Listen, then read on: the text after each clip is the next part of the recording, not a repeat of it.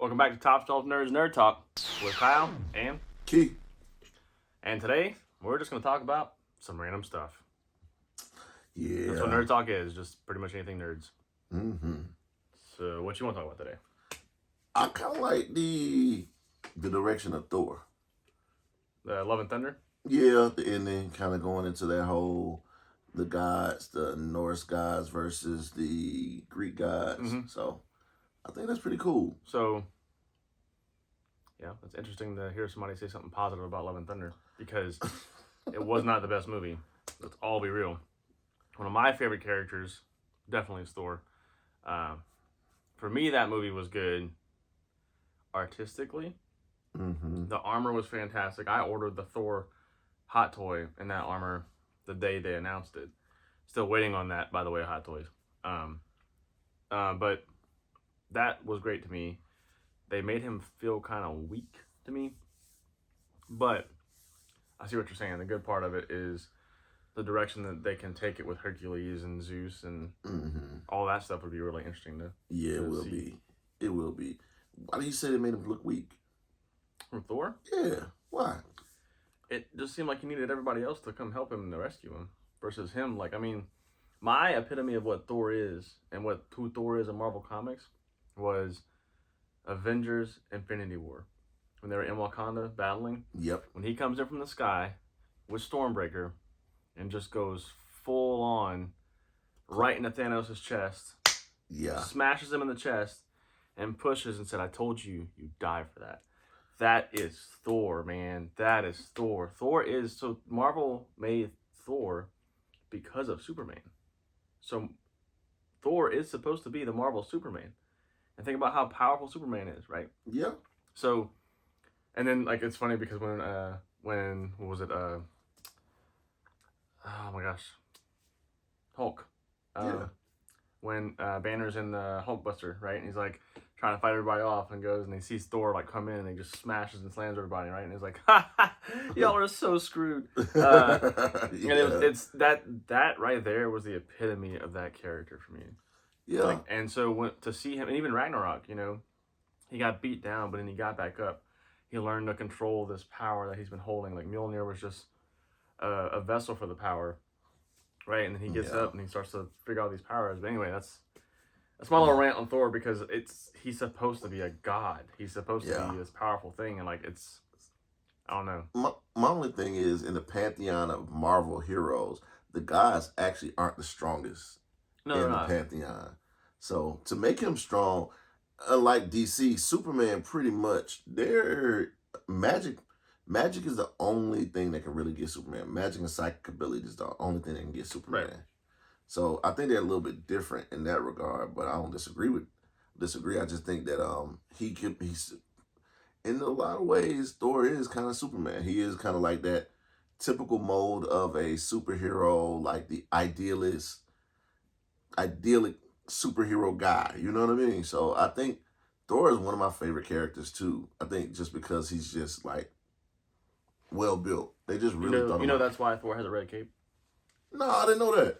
Right. So that's the thing with Stan Lee when they were trying to invent something that's Superman, right?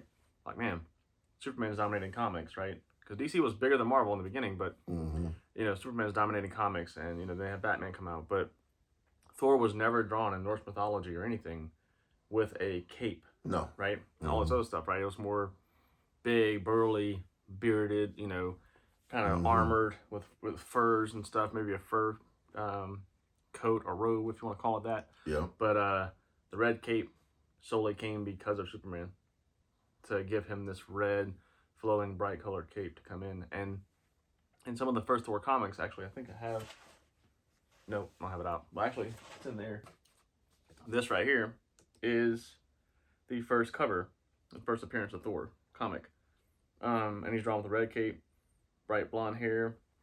And this is Journey into Mystery, number 83. I had the real comic. Yeah, I don't. I want it. But we'll get there someday. But this is how he was drawn. Red cape, blue, red, yellow, right? So when you look at the visuals that Marvel tried to bring into Thor, it was very much Superman. Yeah. So being the first, drawing of Thor, if you guys want to pimp that out real quick, it's very much a Superman color scheme. And so he's supposed to be this leading Avenger, even though Captain America leads the Avengers, but that's who Thor is. He's a guy, but the red cape and everything like that too. I just wanted to show that to you. Have you noticed something about, unlike superheroes, the constant color combo is blue, red, and yellow, if you really think about it. Superman at one point had like a utility belt, on at one point. I don't understand why he was yellow. Yeah. Why would Superman have a utility belt? Never needed one. But that's a whole nother story. I'll go down a rabbit hole on why. He never needed Superman never. A darn belt. Darn belt. It's okay. I'll look it up. Yeah. Superman never needed a belt. But the thing is, I just was looking and I was just literally just popped in my head after looking at all these characters. It's gonna be marketing colors. Right. Good, strong marketing colors. Primary colors. But the other thing too is also back in those days the printing process. Right? So the press. And so that's why when you see older covers and stuff, and we can cover this maybe in one episode actually too, is showing the process of how they made old comics and showing you guys some of the old Silver Age stuff and how those that was just designed and developed with those colors. But that's why it's primary colors, and they were mixing basic colors. They didn't have CMYK back then. Yeah, there we go. It was just primary colors and putting stuff together to make prints. Oh, okay. On the presses. There you go. So that refused my whole little thing. I thought it was like they were basing everything off an American flag. I don't know. There's part of that too, in some of the characters. Obviously, Captain America's influenced by that. Superman actually has red and blue. There's a few characters that have that American kind of influence and stuff to them, but Spider-Man low key does. Spider-Man, yeah. So they do have that, but yeah, I think anybody wants to let us know, but I think that's my theory, was because of the primary colors, but interestingly enough, you couldn't do tan in the print runs, so anything tan was yellow. So the belts are yellow, some boots are yellow, right? Yeah. Like if you look at some of the earlier renditions of Loki, he's all just green and yellow, right? The old school, that's true. Old school uniforms. Look at Joker, it's just primary green, red, white. Who else? Who was anyway, there's a lot of characters, but so we're talking about Thor and the gods, Norse mythology meets Greek mythology. Have you read those stories and those comics to see where it's gonna go? Nah, I haven't actually. I haven't gotten there. I actually, before the next Thor movie, I'm gonna check it out. I'm gonna get into it. So yeah. The cool thing too is if you guys are looking for a place to read comics too, is I subscribe, or like I say, we subscribe to, all the modern stuff too. Especially my favorite guy here. But a good place to read obviously is to get, some subscriptions to your local comic shop for all the new stuff. I pick up mine once a week, maybe once every 2 weeks.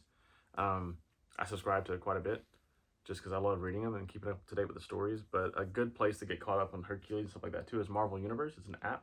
Yeah, I got that. And you just go on there and go to a digital version of the comic and just flip through. And they have an interactive version where actually, if you just tap it, it zooms in on each panel, and it's really cool. But I would advise everybody to start reading the Thor comics and seeing where this goes from here.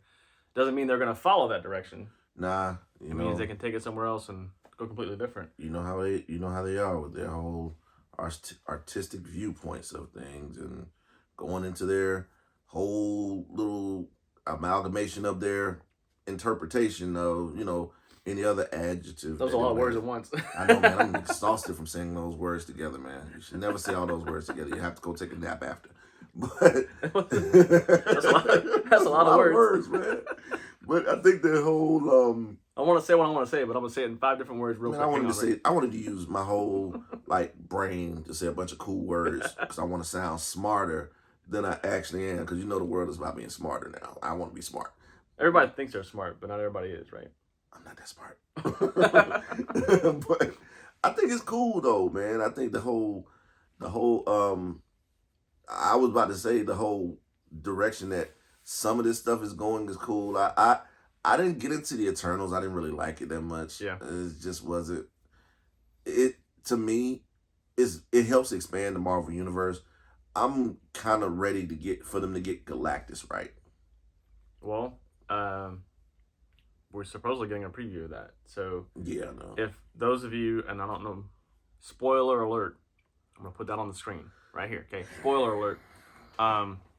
When you go to Disney World, they have the Guardians of the Galaxy ride. Yeah, it's pretty incredible. You should definitely go and check that out.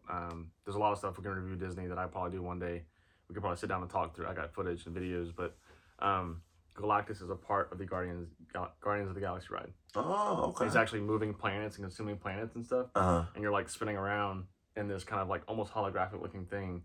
And Galactus is just massive being. You know, people didn't like my review on Quantumania, but I love the characters Quantumania introduced. Spoiler alert: MODOK, Kang, even the quantum realm itself and what happens in there, and how time is totally different. That stuff is really cool, and how that stuff's going to move forward with that. Yeah. I think we talked about it last time too, with the whole like the multiverses in both, you know, different Earths, and the multiverses in Marvel, all that stuff kind of being the path forward for both studios. Yeah. But so I think Galactus is going to come. I think Kang is maybe the introduction, because Kang in Quantumania, spoiler alert again, they have all the versions of Kang at the end of Ant-Man. Yeah. Right, and all the different multiverses, and it's like, you know, it's like, oh, you can't defeat me, and he's like, he's gonna come out for revenge, right? Yeah. And so, well, now I guess he's coming out to conquer, right? Because he's the conqueror, right? So, but now I'm gonna see how that goes into Galactus. Eternals for me, yeah, same thing. I wasn't really big into that one. The funny thing is that the Eternal comics did well. Okay, yeah. Fantastic Four, really well. Yeah. Right. Avengers is like here on Marvel's popular comics. No, the Fantastic Four, man, they never. And X-Men. I mean, once they did it, here's my thing about all of the movies in the Marvel Cinematic Universe. The new older ones, like X-Men 1, pretty decent. X2, nah. And none of those Wolverine movies, throw them all away, except for Logan. Logan was dope. Logan was amazing. Old Man Logan is always one of my favorite guys. So I wish they would. One of my buddies' name is Logan. I always call him Old Man Logan. Yeah, Old Man Logan is cool, especially if you actually read the comics and get into the Hope family. Yep. Yeah, that's really cool. But the biggest thing to me in the Marvel Cinematic Universe, I think they go and they rush the second movie, and they go and try to do something weird. They find that success, right? They find a success, and I mean, X-Men 1, the first group was pretty good. X-Men First Class. That was a really good reboot. I love the reboot of X-Men. Oh yeah, I loved it. But then a lot of people didn't like Dark Phoenix. It was pretty good. It was okay. I think it furthered the story and the character progression, you know. But I think just something felt lost about it, and I think that's what people got wrapped up in, and something felt lost. But ironically, I got to go to the comic book store Saturday. I got to hold an X-Men #1 comic. Oh. And like a 8.0, you know, 8.0 condition. It was pretty amazing. That book's worth quite a bit of money for those of you that know. But that was pretty awesome. And it's just funny to see like how the X-Men, you know, like I said, like I'm a Marvel guy, you know, and an Image Spawn guy, right? But it's cool. Like I've never collected X-Men. I love X-Men. I love the movies, but I read some of the comics, but I never collected it yet. But it's cool. But I think with the introduction of Deadpool 3, what's going to happen? Because if they ever make a Deadpool Kills a Marvel Universe movie, oh my gosh. Okay? If they ever, they'll probably be a multiverse piece. That'll be a multiverse piece. They'll do I'm pretty sure they'll do it in the What If. A What If? I think they'll do it in the What If. Like an animated What If on Disney Plus or something? Maybe? Yep. They'll do it in the What If. I think that'll be in the What If. Because they've done every popular thing in the What If. They did the zombies and What If, right? Yep. They did different version of Captain America. Yep. Different version of Black Panther. So they've done some popular What Ifs, and Deadpool kills the Marvel Universe would be a cool one. I think that they do the second one, and I mean, like, even with the Days of Future Past, they actually got that right. Yeah. Fox got that right. That was good. Days of Future Past was good. Then they got into the whole. Then they got Dark Phoenix and. Just kind of. Oh no! Before that, Apocalypse. Really bad. Bad Fox. Bad Fox. Don't do that again. Don't ever. If you do an Apocalypse movie, all you have to do, literally, look at the old X-Men cartoons. Yep. Do the Apocalypse based on that. That is what you do. You take that, move all of that into a movie, Fox. If they still own the rights to X-Men. No, I think Disney owns Fox. Oh, okay. Well, hey Disney. It's all Disney. Disney. I mean, yeah. I think because now since they own Marvel Studios, Marvel oversees that stuff with Fox. I think Disney owns Fox now. I can look it up, but I think Disney owns Fox. They don't own Sony. Correct us if we're wrong, though. I think I might disagree on that. I think that because Venom is still over there on the Fox side of things. He's still over there in Fox. Was that Sony? Is that Sony? That is Sony. Sorry. Yeah. There are Sony. It's Sony. Is Fox on? Is X-Men on Fox or Sony? It might be Sony. Okay. Either this way. is what happens when you record podcasts. Your kind of brain blanks out a little bit.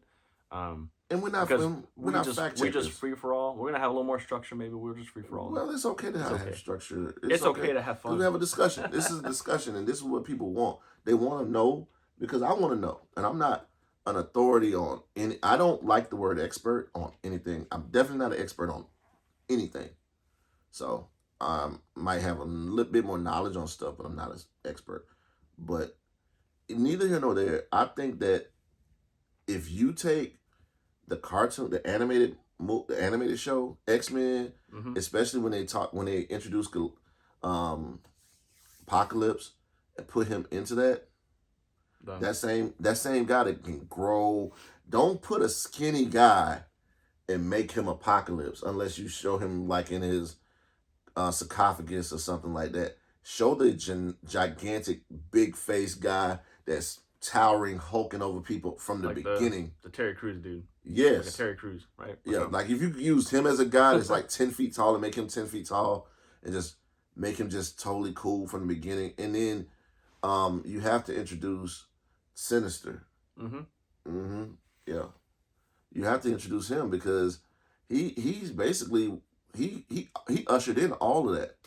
Yeah. He sure did. He ushered in all of that. It'll just be interesting to see where it goes. But anyway, let us know what you think. That's what kind of our thoughts on where Marvel's going, and the whole Norse mythology meets Greek mythology piece. That's going to be really cool because I think, with Zeus obviously still alive, and then with Hercules then, which I think they actually, the crazy part of who they casted for Hercules, it was pretty dope. Like he came from Ted Lasso show. He's an actor there. And they brought him in, but like he just has the look. Like if you look at Hercules drawn in the comics, like he looks like him. He is just like I would say Marvel's casting has just been kind of on point, you know. Yeah. And I had a lot of people say the same thing. Like they said, Quantumania wasn't a great movie, but they loved Paul Rudd so much as Ant-Man. Yeah. And just they love Paul Rudd. I'm like, yeah, I guess Rudd's a stud, right? Rudd wins. So you're gonna have great actors, actresses across the Marvel universe that fit these molds.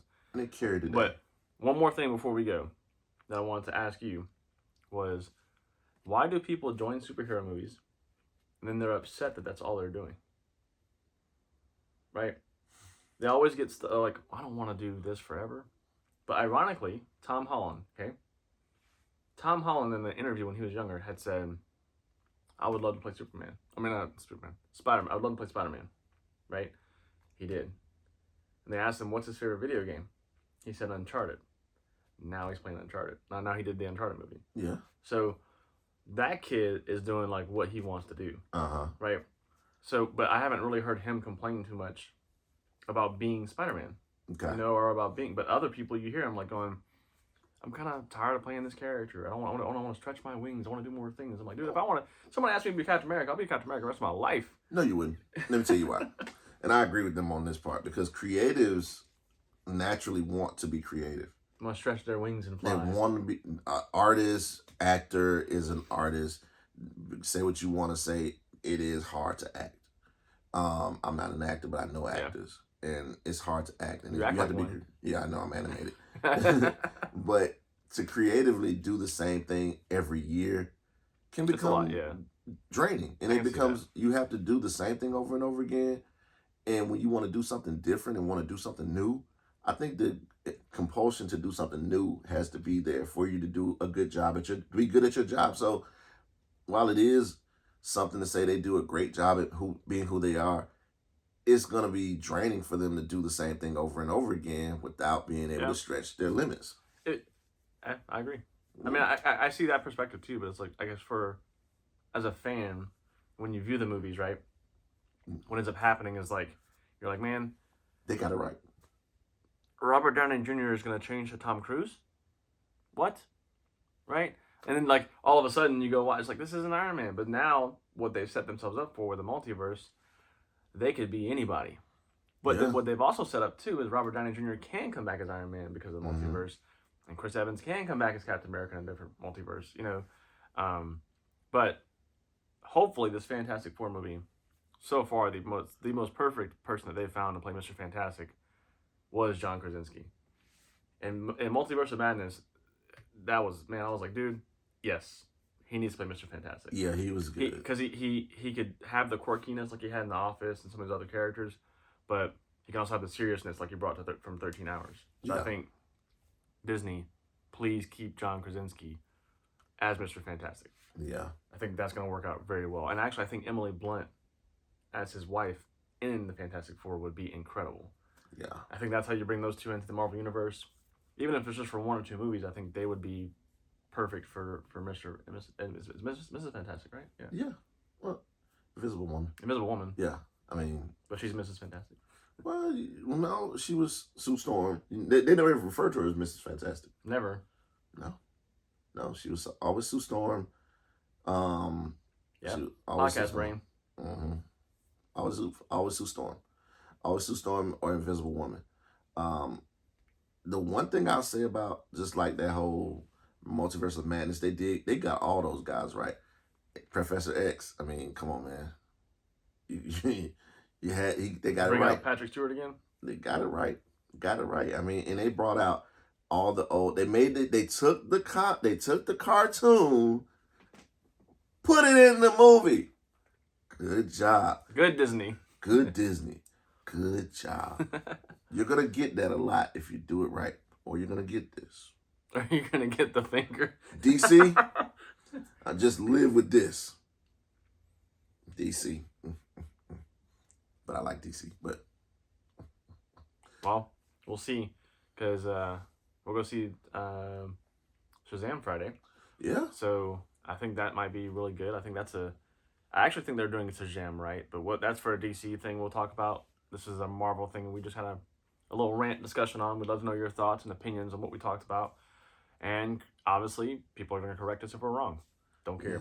Because we're not perfect. And neither is anyone, right? Nope. So, and that's kind of why we're here.